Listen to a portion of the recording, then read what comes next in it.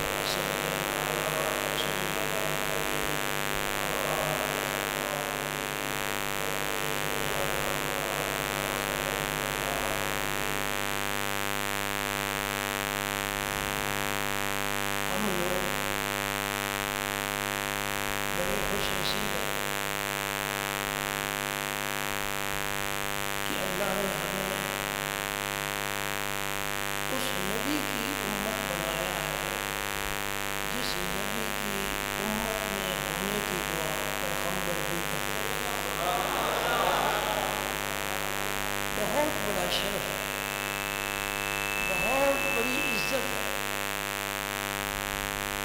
اور یہ شرف ہمیں بغیر استحقاق کے ملا ہے، بغیر مانگے ملا ہے۔ الحمدللہ ہمارے آباء و اجداد بھی مسلمان، ہم بھی مسلمان، ہماری اولاد در اولاد نسل در نسل مسلمان،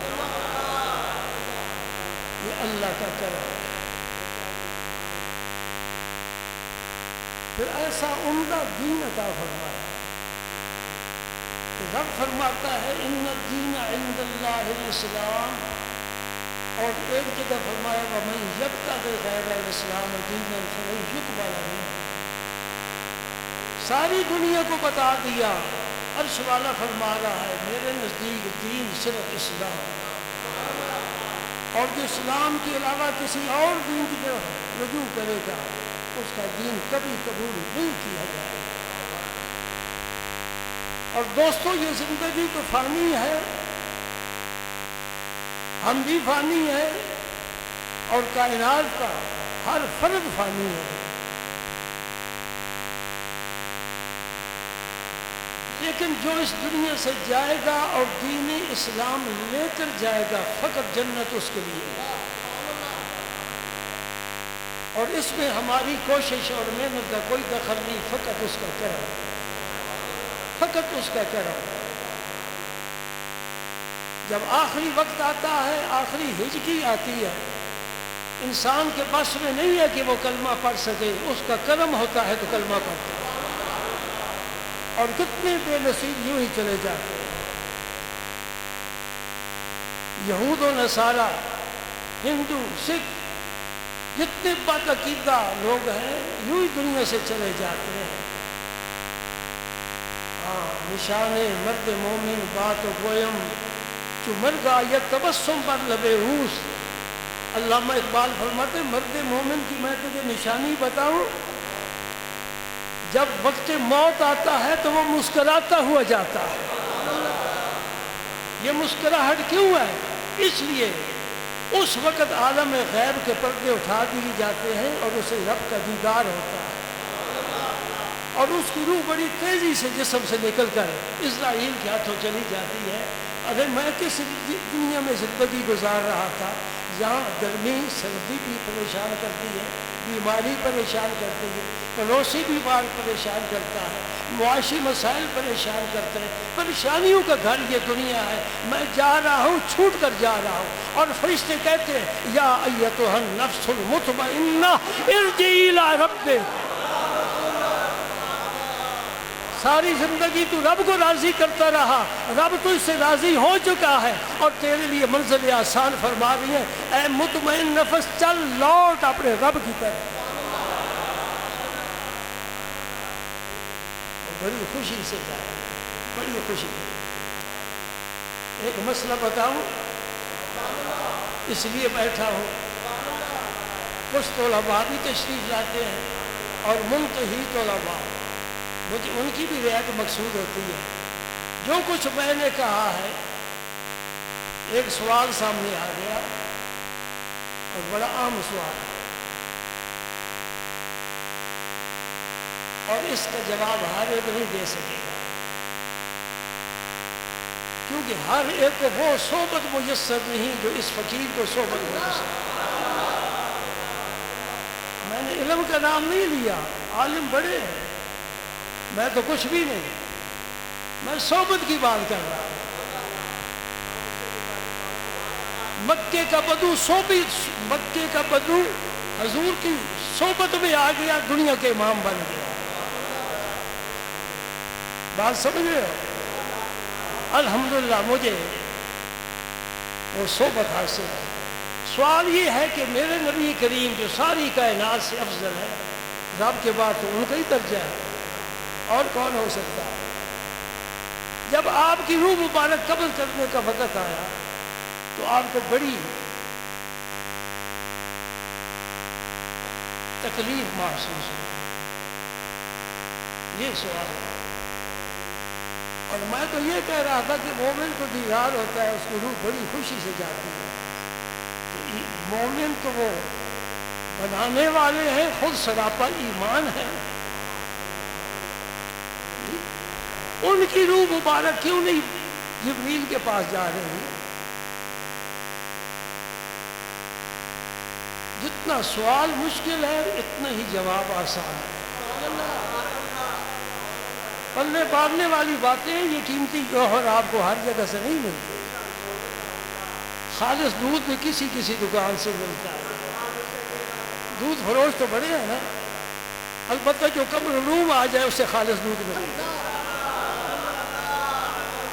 ہمارا دودھ بھی خالص، ہمارا پیغام بھی خالص، ہمارا عقیدہ بھی خالص، الحمدللہ، اور پھر ہماری توحید بھی خالص۔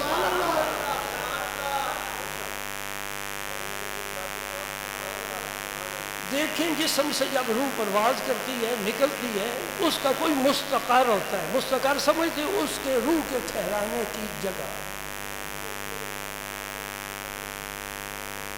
ہر روح کا ایک مستقر ہوتا ہے۔ یہ طویل بحث ہے، میں اپنی بات ہی شروع کروں گا مطلب کی۔ تو روح کا ایک مستقر ہوتا ہے۔ سرکار کے جسم سے روح نکلے، اب اس روح کو کہاں ٹھہرانا ہے؟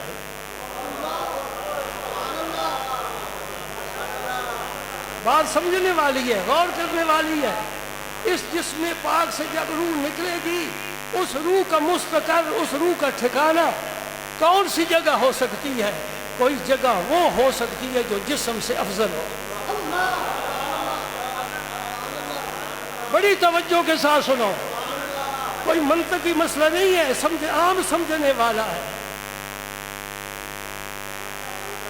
جسم سے روح جب نکلے گی، اس روح کو پھر جسم سے افضل جگہ میں ٹھہرایا جائے گا، اور خدا کی ساری کائنات میں جسم پاک مصطفیٰ سے افضل کوئی چیز نہیں ہے۔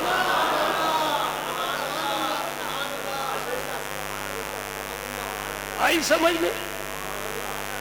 اب روح کو اس جسم میں رہتے ہوئے 63 سال ہو گئے ہیں، اور یہ روح جسم سے اتنی مانوس ہو گئی ہے، اس جسم کی برکتوں سے معزوز ہو کر، نور علی نور ہو کر، مسرور ہو کر اب جسم کو چھوڑنا چاہتی نہیں ہے۔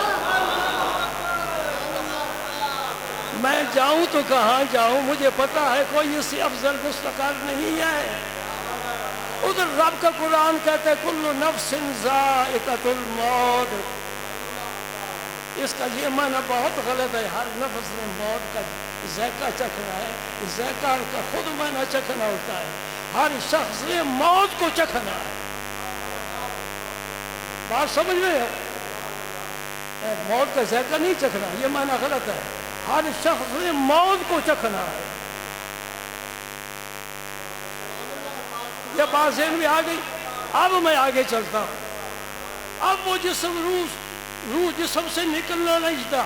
جبریل اسرائیل کہتے ہیں مجھے بھیجا گیا، جبریل کو بھیجا گیا، 70,000 فرشتوں کو بھیجا گیا۔ ایک دفعہ میرا حبیب آیا تھا، ایک دفعہ اس کی روح بھی لے کر آؤ۔ یہ روح جسم کو چھوڑنا نہیں چاہتی، ادھر حکم آتا ہے لے کر آؤ۔ ہم کیسے لے کر جائیں؟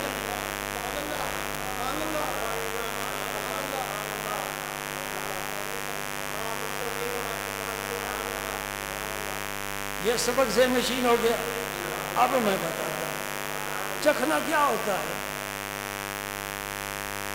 چکھنا یہ ہوتا ہے کہ ڈونگا پھاڑ لو، ایک کونے میں بیٹھ جاؤ چمچ لے کر، یہ تو نہیں چکھنا، یہ چکھنا میرے نبی کی یہ موت ہے۔ اس پر 1 سیکنڈ لگتا ہے۔ رب نے کہا اسے اے اسرائیل روح مبارک کو ایک دفعہ لے کر آ، 1 سیکنڈ کے لیے لے کر آ، میں پھر اسی جسم میں لوٹا دوں گا۔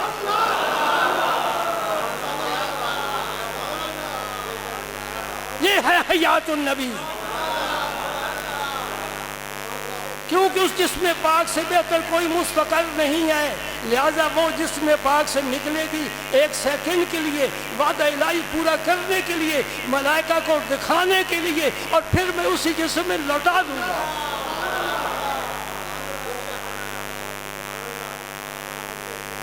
اللہ اکبر، اللہ اکبر، سبحان اللہ۔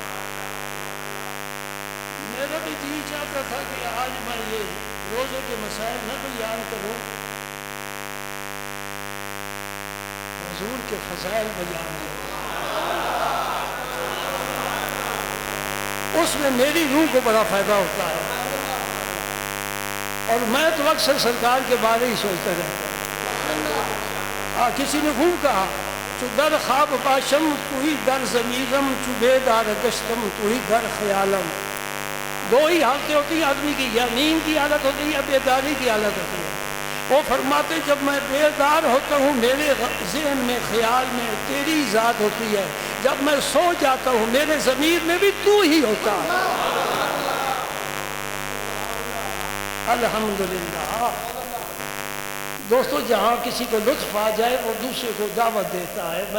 مجھے ممبر پر بیٹھنے کا لطف آیا، میں تمہارے بچوں کو بھی دعوت دیتا ہوں، بناؤ اپنے بچوں کو اس ممبر کے قابل بناؤ۔ بے شک ڈاکٹر بھی بناؤ، انجینئر بھی بناؤ، پروفیسر بھی بناؤ، بزنس مین بھی بناؤ، سارا نظام قدرت کا چلتا ہے، لیکن اس پر بھی بیٹھنے والے بناؤ۔ خدا کی قسم قیامت کے دن مجھے دعائیں دو گے۔ اللہ اکبر، اللہ اکبر۔ رمضان شریف کے متعلق، روزے کے متعلق 2-4 حدیثیں، یہ ہماری غذا ہے، اور میں اب تک عرصہ دراز سے درس حدیث دے رہا ہوں۔ آج میں سوچ رہا تھا کہ زندگی کا کچھ پتہ نہیں، یہ کوئی زیادہ وفادار نہیں ہے، درس قرآن سے محروم نہ جاؤں دنیا سے۔ انشاءاللہ وہ بھی عنقریب میں شروع کروں گا درس قرآن دورے کی صورت میں۔ بالاستیاب تو بڑا مشکل ہے۔ ہمارے شہر گجرات میں ایک ہی عالم کا میں نے نام سنا ہے، سنا بھی ہے، ان کو دیکھا بھی ہے، اور ان کو نمازیں بھی پڑھائی ہیں، مفتی احمد یار خان صاحب۔ آپ نے اپنی زندگی مبارک میں پورے قرآن کا درس الحمد سے لے کر والناس تک مکمل 2 دفعہ دیا، اور یہ بہت بڑی کرامت ہے، یہ استقامت ہی کرامت ہوتی ہے۔ یہ آپ کے شہر کو اعزاز حاصل ہے کہ مفتی احمد یار خان صاحب کے پاس کراچی پشاور سے فتوے آیا کرتے تھے۔ یہ مفتی اعظم پاکستان، صحیح معنوں میں مفتی اعظم پاکستان تھے،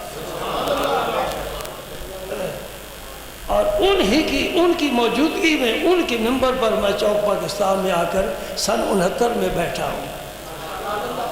اللہ اکبر۔ وہ یادیں جب تازہ ہوتی ہیں تو عجیب کیفیت طاری ہوتی ہے۔ پہلا جمعہ میں مسجد چوک پاکستان میں پڑھانے کے لیے آیا، ہمارے پاکستان کے مایہ ناز اہل سنت کے غزالی زمان، راضی وقت علامہ احمد سعید صاحب کاظمی رحمۃ اللہ علیہ، ملتان شریف والے، وہاں بیٹھے ہوئے تھے۔ اتنی بڑی ہستی۔ میں نے انتظامیہ سے کہا کہ ان کی موجودگی میں جمعہ نہیں پڑھا سکتا، لیکن انہوں نے کہا ٹیسٹ لینا ہے، تم ہی پڑھاؤ۔ اور آج تک میں نادم ہوں کہ میں اتنے بڑے عالم کے سامنے ممبر پر بیٹھ کر کس طرح واز کر گیا۔ اور اگلے دن میں سوچ رہا تھا میں اس کی تلافی کے لیے ملتان جاؤں اور آپ کے مزار پر حاضری دے کر معافی مانگوں۔ یہ عالم دین رسول اللہ کے خلفاء ہیں۔ خود حضور نے فرمایا اللہ مرحم خلفائی، اے اللہ میرے خلفاء پر رحم فرما۔ صحابہ نے پوچھا یا رسول آپ کے خلفاء کون ہیں؟ فرمایا میرے بعد آئیں گے وہ عالم جو میرا پیغام لوگوں تک پہنچائیں گے۔ ان کو معمولی نہ سمجھا کرو، ان کے جوتے کی نوک پر ساری دنیا ہے۔ میں اس عالم کی بات کرتا ہوں جو وزیروں کے دروازوں کا چکر اور طواف کرتا ہے، میں اسے عالم نہیں سمجھتا۔ حضور نے فرمایا عالم بہترین وہ ہے اگر لوگ اس کی طرف محتاج ہوں تو لوگوں کو فائدہ پہنچائے، لوگ مستغنی ہوں وہ بھی مستغنی ہو جائے۔ اور جو میرے جاننے والے ہیں میرے حال سے اچھی طرح واقف ہیں، میں پورے شہر سے مستغنی ہے، جو آتے ہیں میں کہتا ہوں میری آنکھیں تمہارے قدموں کے نیچے بچھی نہیں ہیں، پوچھو جو مسئلہ پوچھنا ہے، نہیں پوچھتے میں بتاتا ہوں۔ لیکن جو یوں کر کے گزر جائے میں کہتا ہوں اللہ کے حوالے مجھے رب نے وہ نعمت دی ہے تیرے دادے کو بھی نہیں ملی۔ یہ علم اتنی بڑی نعمت ہے۔ وَعَلَّمَ آدَمَ الْأَسْمَاءَ كُلَّهَا، سب سے پہلا انسان خلیفۃ اللہ، ملائکہ نے سجدہ کیا، فرمایا آدم میں تیری جھولی میں سیم و جواہر نہیں ڈالتا، میں تیری جھولی میں ہیرے جواہرات نہیں ڈالتا، میں تیرے سینے میں اپنا علم ڈالتا۔ وہاں سے علم چلا۔ پھر آخری نبی پر فرمایا وَعَلَّمَكَ مَا لَمْ تَكُنْ تَعْلَمْ وَكَانَ فَضْلُ اللَّهِ عَلَيْكَ عَظِيمًا۔ میرے حبیب جو کچھ آپ نہیں جانتے تھے میں سب کچھ آپ کو دے چکا ہوں۔ اور تب ہی تو مسجد نبوی کے منبر پر میرا امی نبی فرما رہا ہے سلونی ما شئتم، اے لوگوں جو چاہتے ہو مجھ سے پوچھو۔ مان جاؤ۔ عرب کے فصحاء بیٹھے ہیں، بلغاء بیٹھے ہیں، ادباء بیٹھے ہیں، شعراء بیٹھے ہیں، سب کے سامنے یہ کہنا جو چاہو مجھ سے پوچھو، ایک امی کی شان کو کتنا دوبالا کر رہے ہیں۔ ماں امی، امی لقب ہے میرے نبی کا اور ہے حبیب رب۔ کسی نے خوب کہا امی و دقیقہ دان عالم، بے سایہ و سایہ بان عالم۔ سے امی کسی سے لکھنا پڑھنا نہیں سیکھا لیکن کائنات کے تمام راز جانتے تھے، اپنا سایہ نہیں تھا کائنات پر سایہ ڈال کر رکھا۔ علماء دیوبند نے بھی اسے قبول کیا کہ حضور کا سایہ نہیں تھا، اگرچہ آج کل کچھ مولوی یہ کہتے ہیں کہ سایہ تھا اور بڑی دور کی حدیثیں لے کر آتے ہیں۔ ہائے ہائے یہ موضوع نہیں ہے۔ میرا نبی بڑا لطیف تھا، میرا بڑا نبی لطیف تھا، میرا نبی بڑا نفیس تھا۔ زمانے کی سب دل بریاں، زمانے کی سب نزاکتیں نفاستیں اور زمانے کا سارا حسن سمٹ کر آیا، میرے نبی کو قدم چومتا ہے۔ فرمایا جب میں نے ملاقات کی ہے یوسف علیہ السلام سے شب معراج، میں نے دیکھا انہیں حسن کا ایک حصہ دیا گیا، انہیں حسن کا ایک حصہ دیا گیا ہے اور مجھے سارا حسن دیا گیا ہے، مجھے سارا حسن دیا گیا ہے۔ شاہ ولی اللہ محدث دہلوی کے والد گرامی بڑے صاحب کمال، صاحب کشف و کرامت شاہ عبد الرحیم صاحب رحمت اللہ علیہ، خواب میں سرکار کی زیارت ہوئی۔ میرے تیرے خواب اور ہے، اہل اللہ کے خواب اور ہے، نبیوں کے خواب اور ہے۔ بیٹے کو یوں اسے بات نہیں کر رہا نا، دیکھا تو خواب ہی ہے۔ انی ارا فی المنام انی اصبح فانظر ماذا ترى قال یا ابت افعل ما تؤمر ستجدنی ان شاء اللہ من الصابرین۔ سبحان، وہ بھی خواب تھا اور یہ بھی خواب تھا۔ رأیت احد عشر کوكبا والشمس والقمر رأیتهم لی ساجدین۔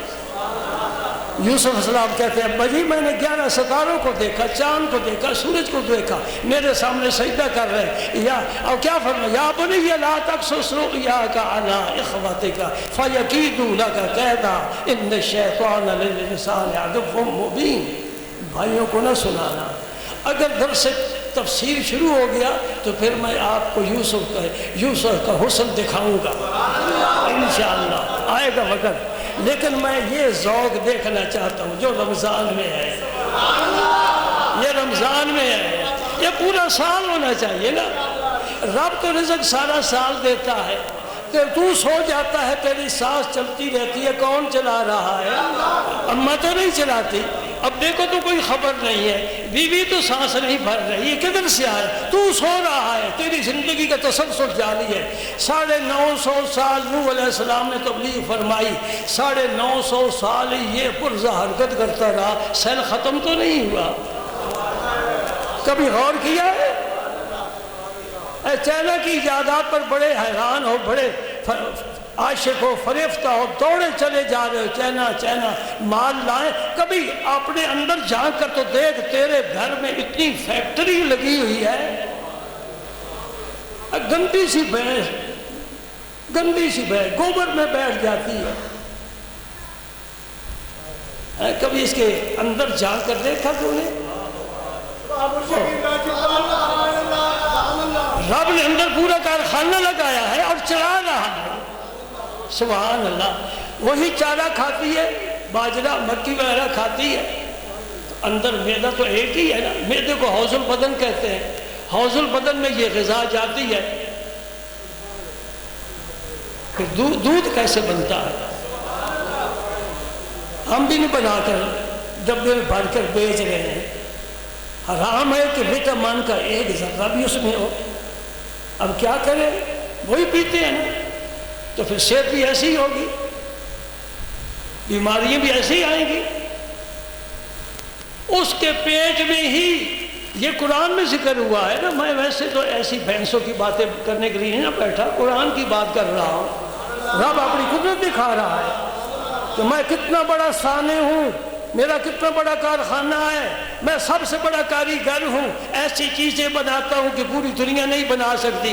پیٹ میں جاتی ہے غذا اور پھر اس کو تقسیم میرا رب کرتا ہے، اسی سے دودھ بناتا ہے، اس کا رنگ سفید ہے، اس کا اپنا ذائقہ ہے، اس میں اپنی لذت ہے، اس میں اپنی وٹامن کی طاقت ہے، پھر اس سے خون بناتا ہے، اس کا رنگ اور ہے، اس کی طاقت اور ہے، اس کا فنکشن اور ہے، پھر ادھر گوبر بناتا ہے۔ کیا مجال ہے کہ گوبر کی بو دودھ میں آ جائے، کیا مجال ہے کہ خون کا رنگ دودھ میں آ جائے، نہریں جاری ہیں۔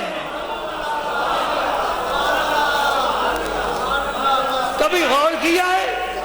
یہ تو بڑی بھینس ہے نا، چھوٹی سی مکھی دیکھ لے شہد کی، او دور چلی گئی، وہاں سے رس چوس کر آتی ہے۔ اس کا جو گھر ہے نا چھتا، وہ چائنا سے بن کر آیا ہے، کس نے بنایا ہے؟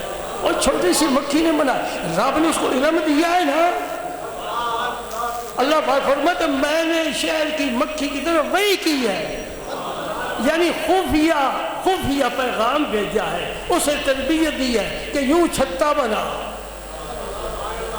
بارش جب آتی ہے اس چھتے میں ایک قطرہ پانی کا نہیں جاتا، ایسا چھتا، اور کتنے لاکھ مکھی ایک چھتے میں ہوتی ہے، ان کی ایک ملکہ ہوتی ہے، سب اس کے تابع ہوتی ہے، چوس چوس کر لاؤ، چوس چوس کر لاؤ، جمع کرتی جاؤ، جمع کرتی جاؤ، جمع کرتی جاؤ۔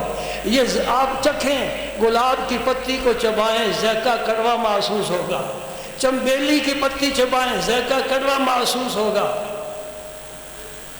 آم کا جو گور ہے، ابھی آم نہیں بنا، وہ چبائیں، کڑوا ہے، تو یہ کڑوے رس چوس کے آتی ہے، میٹھا شہد کیسے بن جاتا ہے؟ کتاب کو میں بند کر دیتا ہوں، ابھی تو رمضان شروع ہو رہا ہے اور فضائل رمضان کی آپ کو معلوم ہے، تبھی تو روزے رکھ رہے ہیں نا۔ میں وہ باتیں کروں ذوق تازہ ہو جائے۔ ہاں، اللہ کے حبیب کے در پر دستک دینی ہمارا فرض بنتا ہے، ہم غلام ہیں، امتی ہیں۔ رب کی توحید کا جھنڈا ہو، محبوب کبریا کی رسالت کا جھنڈا ہو، تو فتح یاب ہے دونوں جہانوں میں۔ کڑوا رس جمع کر کے شہد میٹھا بن جائے، اور میٹھی چیز کی تشبیہ دینی ہو تو شہد سے دیتے ہیں، نہ چینی سے، نہ گڑ سے، نہ شکر سے، کہتا ہے اتنا میٹھا ہے جتنا شہد میٹھا ہوتا ہے نا جی۔ یہ میٹھا کیسے بن گیا؟ پیر رومی بتاتے ہیں، حضرت آپ بتائیں، آپ کا بڑا مطالعہ ہے، بڑا تجربہ ہے، فرماتے ہیں ایک شہد کی مکھی میرے نبی کے دربار میں آ گئی اور حضور کے قدموں پہ آ کے بیٹھ گئی۔ میرے رسول اللہ نے پوچھا، اے شہد کی مکھی، رس تو کڑوا ہوتا ہے، تیرا شہد میٹھا کیسے ہو جاتا ہے؟ راز خود ہی کھولنے والے ہیں۔ شہد کی مکھی کہتی ہے یا رسول اللہ رس کڑوا ہوتا ہے، ہم سب جمع ہو کر تجھ پر درود بھیجتی ہیں۔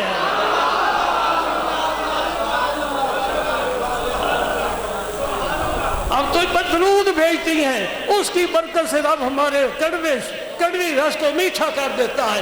پیر رومی نے نتیجہ نکالا، کہا مکھی درود پڑے، کڑوا رس میٹھا ہو جائے، تو درود پڑے، تیرے عیبوں پر رب پردہ کیوں نہ ڈالے؟ اٹھتے بیٹھتے درود پڑھو، چلتے پھرتے درود پڑھو، پہلو بدلو تو درود پڑھو، کچھ کھاؤ تو درود پڑھو، کچھ پیو تو درود پڑھو۔ اس زلفے والوں کا کرم ہے جس کے طفیل ساری دنیا کو رب لقمہ دے رہا ہے۔ سبحان اللہ، سبحان اللہ۔ پھر آگے بھی بات تھوڑی سی چلا لوں، مسئلہ ہے نا، مسئلہ، ہاں، دل کے دریچے کھل جائیں گے انشاءاللہ۔ میں غور کرتا ہوں، آپ بھی غور کریں، اور مکھیوں نے بڑی مشکل سے کتنا وقت لگا شہد تیار کیا، کتنا وقت لگا شہد تیار کیا۔ کیوں؟ اب موسم ایسا آ رہا ہے سردی کا موسم ہے، ہم باہر نہ نکل سکیں گے، رس بھی نہیں ملیں گے، تو چلو سردی میں ہمارا یہ رزق جمع ہو گیا، ہم کھاتی رہیں گے۔ ایک آدمی چلا گیا، اس نے دھواں دے کر ان کو اڑا دیا اور شہد اتار کر گھر لے آیا۔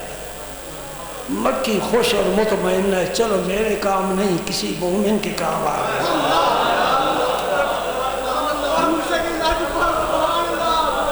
میرا یہ سوال ہے، کبھی کسی نے کوئی کام کسی کے لیے بھی کیا ہے؟ میں یہ دکان بنانا چاہتا ہوں، اسٹور پر کھولنا چاہتا ہوں، ہوٹل بنانا چاہتا ہوں، کیوں؟ پیسہ آئے گا، پیسہ آئے گا۔ یہ تو نہیں کہ اللہ کے بندوں کی خدمت ہوگی، پیسہ تو آتا رکے گا نہیں نا۔ تو جو کاروبار کرے گا منافع تیرے گھر ضرور آئے گا۔ تو اپنی نیت کو بہتر بنا لے، نیت یہ بنا لے کہ اللہ کی مخلوق کو فائدہ ہوگا۔ نہیں، شیطان کہتا نہیں۔ ایک شخص نے مکان بنایا نا تو روشن دان رکھا ہے، جس طرح مسجد کے روشن دان ہے۔ ایک بزرگ تشریف لائے، فرمایا یہ روشن دان کیوں رکھے ہیں؟ پتہ تو تھا نا، اس کا نام ہی بتاتا ہے روشن دان۔ مچھر دانی، نمک دانی، صابن دانی، بتاتی ہے نا کہ صابن رکھنے والا ایک آلہ۔ تو روشنی آئے گی، ہوا آئے گی۔ بزرگوں نے فرمایا روشنی بھی آئے گی، ہوا بھی آئے گی، ثواب تو نہیں آئے گا۔ اپنی اپنی سوچ، اپنی اپنی فکر۔ فرمایا اس سے ہوا آئے گی، روشنی آئے گی، ثواب نہیں آئے گا۔ اگر تو اس نیت سے یہ روشن دان بناتا کہ اذان کی آواز آئے گی تو روشنی رک تو نہیں جاتی، تو یہ ثواب ملتا۔ اس لیے میں کہتا ہوں کسی کے دامن سے وابستہ ہو جاؤ، تیری ذرا اصلاح ہو جائے۔ اور جو نہیں کرنا چاہتا ٹھیک ہے، بال بڑھ جاتے ہیں نا تو پھر حمام پر جاتے ہیں۔ حمام والے کو کیا کہتے ہیں؟ مزین عربی میں۔ ویسے حجام بھی عربی کا لفظ ہے لیکن اس معنی میں نہیں استعمال ہوتا، وہ حجامہ اور علاج ہے، اب پاکستان میں بھی عام ہو رہا ہے۔ اس کو حجام کہتے ہیں، وہ سینے لگانے والا اور خون چوسنے والے، اس سے بھی بیماری کے علاج، اسے حجام کہتے ہیں۔ یہ حمام والے کو حجام نہیں کہتے، ہم نام اس طرح استعمال۔ گرمیوں میں بھی حمام، حالانکہ حمام اس جگہ کو کہتے ہیں جہاں گرم پانی ملے، گرمی میں تو نہیں ملتا، لیکن حمام چل رہا ہے ہمارا، اس لیے کہ یہ ملک ہمارا ہے، ہمارا ہی نظام چلے گا نا۔ میں پنڈی سے بازار سے گزرا، وہاں لکھا ہوا تھا اتوار کو گاڑیوں کو جمعہ بازار، اتوار کو گاڑیوں کا جمعہ بازار۔ اور جمعہ بازار جمعے کو لگتا ہے کہ اتوار کو لگتا ہے؟ ایک بزرگ پوچھ رہے تھے اپنے بیٹے سے، بیٹا یہ جمعہ کس دن ہوتا ہے؟ اللہ پاک رحم فرمائے، ہم آزاد قوم ہے جی۔ میں بات یہ کرنا چاہتا ہوں میرے دوست کہ مکھیوں نے یہ ایثار کیا، یہ قربانی کی، ہم نے تیار کیا ہے، تیری ضرورت ہے تو لے جاتا ہے لے جا۔ ہم کوئی شکایت نہیں کرتی، کوئی احتجاج نہیں کرتی، ورنہ یہ مکھیاں جلوس میں ایک بندہ بھی نہ بچ سکے۔ ہمارے جلوس اتنی ہے نا، کھڑکیاں توڑ دی، بس کو آگ لگا دی، نعرے لگائے، ہوا کیا؟ شام کو پھر واپس اعلان ہو گیا ہم انشاءاللہ آپ کا جو مطالبہ قبول کریں گے۔ کون کرتا ہے؟ اور ایک نئے کیا انتظار ہے، وہ آ رہا ہے۔ اللہ اکبر، اللہ۔ جو کھلاڑی ہے تو اپنی ملک کی باغ ڈور اس کے ہاتھ میں دینا چاہتا ہے۔ کچھ انسان تو دیکھو، کوئی خاندانی تو دیکھو، کوئی علمی شخصیت تو دیکھو، کوئی کردار تو دیکھو، کچھ بھی نہیں دیکھتے، صرف چہرہ بدل لو۔ یہ تمہارے معاملے ہیں، ہمیں کیا غرض؟ ادھر ایک مزدور کام کر رہے تھے، تعمیر ہو رہی تھی، تو ایک مزدور سیاسی گفتگو شروع کر بیٹھا، اور اس میں اتنی کشش ہے کہ ہر آدمی حصہ لیتا ہے۔ مذہبی گفتگو ہو تو میں دیکھتا ہوں چہرے مرجھا جاتے ہیں کہ اس نے کیا شروع کر دیا، اور جوان تو کہتے چھڑ یار کہ مولوی والی گلا تو شروع کر دیتی ہے، وہ تو پہلے ہی بند کر دیتے ہیں۔ یہ مولوی والی گلا کام دے گی، جنت میں مولوی کی بات ہی لے کر جائے گی، دوزخ سے مولوی کی بات ہی بچائے گی۔ رسول اللہ کا دروازہ مولوی نے دکھایا ہے، یوں نہ سمجھو۔ کوئی داڑھی رکھ لے نا 2 بال، اور یار تو مولوی بن گیا، آئے ہائے، ارے تو نے نبی کا کلمہ نہیں پڑھا، اور نبی نے کیا حکم نہیں فرمایا؟ اور میں ایک آج مسئلہ تمہیں سمجھانا چاہتا ہوں، یہ داڑھی رکھنے والا مسئلہ نبی کا نہیں، رب نے نبی کو حکم دیا ہے۔ میں نے زیادہ کیا مسئلے بیان کریں، سوئے ہوئے کو جگانا آسان ہے، جاگتے کو جگانا مشکل ہے، تم جانتے ہو، سمجھتے ہو۔ جانتا ہوں ثواب اطاعت و زہد پر طبیعت ادھر نہیں آتی، آ جائے گی میرے یار جب کچھ بن جائے گی۔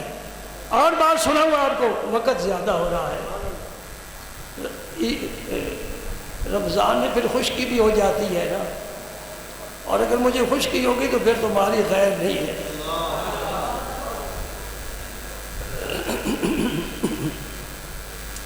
میں نے درخت دیکھا جنگل میں کھڑا ہے، ساری دھوپ اس پر پڑ رہی ہے، اور کیوں کھڑا ہے؟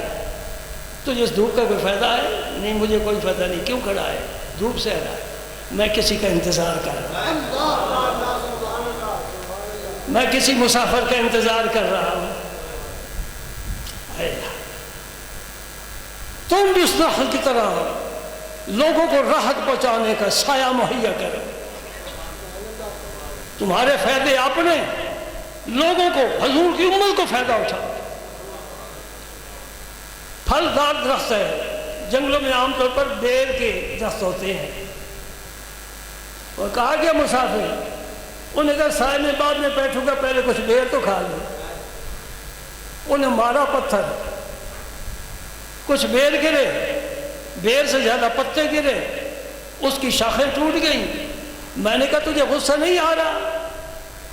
یہ تیری شاخیں توڑ رہا ہے، تیرے پتے گرا رہا ہے، اور تیرا پھل کھا رہا ہے، اس نے کبھی ایک لوٹا پانی تیری جڑوں میں نہیں ڈالا، آپ یاری کرنے کسی عادت نہیں، تو کیا کر رہا ہے؟ کہا مجھے رب نے پیدا ہی مخلوق کی خدمت کے لیے کیا ہے، میں مخلوق کی خدمت کروں گا۔ مثال سمجھ لو، مثال سمجھ لو، اگر سمجھ سکتے تو سمجھ لو، سمجھ لو۔ بے لوث ہر جمعے ڈھونڈ ڈھونڈ کر موتی تمہارے لیے لاتا ہوں، صرف اس لیے کہ تاکہ میرا نبی اور میرا رب راضی ہو جائے۔ تو نے میرا پیغام پہنچاتے ہوئے زندگی گزاری، ہو سکتا ہے میری نجات کا یہی ذریعہ بن جائے۔ نمازیں کم، روزے کم، حج کم، زکوٰۃ صدقہ خیرات کم، تلاوت قرآن کم، خدمت خلق کم، لیکن نبی کا نام تو میں زیادہ لیتا ہوں، رب کا ذکر تو زیادہ کرتا ہوں۔ اللہ راضی ہو جائے، اللہ کا رسول راضی ہو جائے، فیصلہ فرما دیں، فرشتوں لے جاؤ اس ایک مسکین کو، چھوٹی سی جان ہے، دوزخ میں ڈال کر کیا کرنا ہے، لے جاؤ اسے جنت میں جانے دو نا۔ اس کے فیصلے بڑے پیارے، بڑے عجیب ہیں۔ اللہ اکبر، میرا رب بڑا قدردان ہے۔ اللہ کا جسم مبارک ہے شکور، فعول کے وزن پر، یہ وزن فاعل کے لیے بھی استعمال ہوتا ہے، تو رب کے لیے تو نہیں، کیونکہ شکور کا معنی ہوگا شکر کرنے والا، تو شکر اس کا کیا جاتا ہے جس کا احسان ہو، جس کی طرف سے نعمت ملے۔ رب کو کون نعمت دے سکتا ہے، کون احسان کر سکتا ہے؟ نہیں، شکور کا معنی ہے بندے کے عمل کی قدر کرنے والا۔ یہ یاد رکھ لو، یاد رکھ لو، شکور کا معنی بندے کے عمل کی قدر کرنے والا۔ یہ قدر ہو رہی ہے، خالی ہاتھ نہ جاؤں۔ اللہ، ابو ہریرہ فرماتے ہیں نبی کریم صلی اللہ علیہ وسلم نے فرمایا کل عمل ابن آدم یضاعف الحسنۃ بعشر امثالها الی 700 ضعف۔ آدم کا فرزند جو بھی عمل کرتا ہے، رب فرماتا ہے میں اسے 10 گنا اجر دیتا ہوں۔ یہ ہمارا پہلا فیصلہ ہے، اس سے کام کچھ نہیں ہوتا، 9 نہیں دیتا، 10 دیتا ہوں۔ من جاء بالحسنۃ فلہ 10 امثالها ومن جاء بالسیئۃ فلا یجزی الا مثلها وهم لا یظلمون۔ اور پھر جس کا اخلاص زیادہ ہو، پیار زیادہ ہو رب کے ساتھ، پھر ہم اس کا ثواب بڑھاتے بڑھاتے بڑھاتے 10 سے 700 گنا تک لے جاتے ہیں، 700 گنا تک۔ اجر عطا فرماتے ہیں۔ لیکن قال اللہ تعالی، حضور نے فرمایا، اب یہ حدیث قدسی ہے، اللہ پاک فرماتے ہیں الا الصوم، روزے کا یہ مسئلہ نہیں ہے کہ روزہ رکھے اسے 10 گنا ثواب، اخلاص زیادہ ہو، محبت رب سے زیادہ ہو تو 60-100 نہیں۔ فرمایا فإنه لی وأنا أجزی بہ، روزہ اس نے رکھا ہے میرے لیے، اس کی جزا فرشتوں تم ہٹ جاؤ، تمہارا کوئی کام نہیں، اس بندے کو جزا میں خود دوں۔ خدا تو پھر ایک چھٹان چینی نہیں نہ دے گا، وہ تو اپنی شان کے مطابق دے گا، ہے نا۔ فإنه لی، اس میں بڑی باتیں شارحین نے حدیث لکھی ہے، لیکن وہ سب میں آئندہ کے لیے چھوڑتا ہوں بشرط زندگی۔ وَأَنَا أَجْزِي بِهِ، اس میں بھی بڑی نفاستیں ہیں، یہ بھی انشاءاللہ پھر کسی موقع پر عرض کروں گا۔ میں صرف آپ کو یہ بتانا چاہتا ہوں کہ رب ہمارے عمل کی کتنی قدر فرماتا ہے، کہ بندے نے روزہ رکھا ہے، صبح سے لے کر شام تک کچھ کھایا پیا نہیں ہے، جی پابند رہا ہے، میرے لیے، میری وجہ سے، رب فرماتا ہے میرے لیے۔ تو پھر جب قیامت کو آئے گا تو فرشتے ہر عمل کی جزا دیں گے، اس کو اتنا ثواب دو، اس کو اتنا ثواب دو، اتنا ثواب دو، اور روزے دار کو میرے پاس بھیج دو، یہ جانے اور میں جانوں اس کا روزہ ہے، میری جزا ہے، پھر میں عطا کروں۔ سبحان، باقی انشاءاللہ آئندہ۔